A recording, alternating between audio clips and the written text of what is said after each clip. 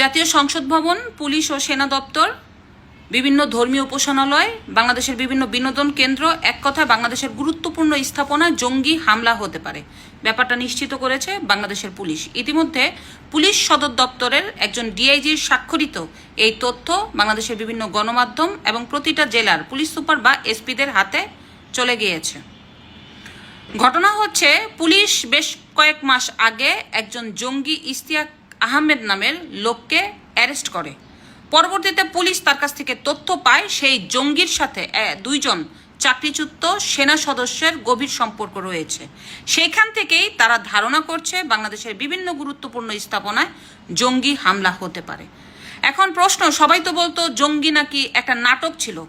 শেখ হাসিনা দীর্ঘ 17 বছর যেভাবে কঠোর হাতে জঙ্গিদের দমন করেছে, এই জঙ্গি গোষ্ঠী এবং কিছু স্বার্থন্বেষী মহল উদ্দেশ্য প্রণোদিতভাবে এই জঙ্গি দমনকে নাটক হিসাবে চালিয়ে বাংলাদেশের জনগণকে সবসময় বিভ্রান্ত করত।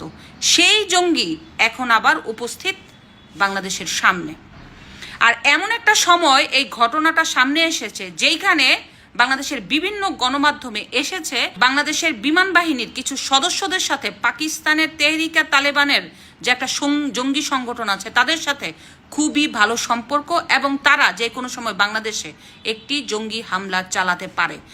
দেখেন, এই ইউনুসের অধীনে 450 জঙ্গিকে এই ইউনুস জামিন দিয়েছে। শুধু তাই না, এই জঙ্গিদের সাথে ইউনুসের যে উপদেষ্টা তাদের সাথে খুবই সম্পর্ক ছিল, হাজার হাজার কোটি টাকার লেনদেন ছিল। 9 জন আপনার ফাঁসির আসামি যারা জঙ্গি তাদেরকে জামিন দিয়ে ইউনুসে বাংলাদেশকে একটা জঙ্গি রাষ্ট্র হিসাবে তুলে জঙ্গিটাকে নাটক বানিয়ে বলেছে শুধুমাত্র ছিনতাইকারী নাকি বাংলাদেশে আছে, কোনো জঙ্গি নাই। এই যে জঙ্গি হামলা এখন হবে, এই দায়ভার কি ইউনুসের না? কিন্তু কে ইউনুসকে ধরবে? কারণ ইউনুস আমেরিকার স্বার্থ রক্ষা করার লক্ষ্যে বাংলাদেশকে ধ্বংস করেছে এবং বাংলাদেশকে এখনো ধ্বংস করেই যাচ্ছে। এটাই হচ্ছে বাস্তব কথা। এই যে একের পর এক জঙ্গি হামলা হবে বা জঙ্গিরা বাংলাদেশে মাথাচাড়া দিয়ে উঠেছে, এর জন্য ইউনুসকে কতবার শাস্তি দেওয়া উচিত, কিন্তু বিএনপি বারবার ইউনুসকে ছাড় দিচ্ছে। কারণ বিএনপি, ইউনুস, জামাত সবই একই সূত্রে গাঁথা।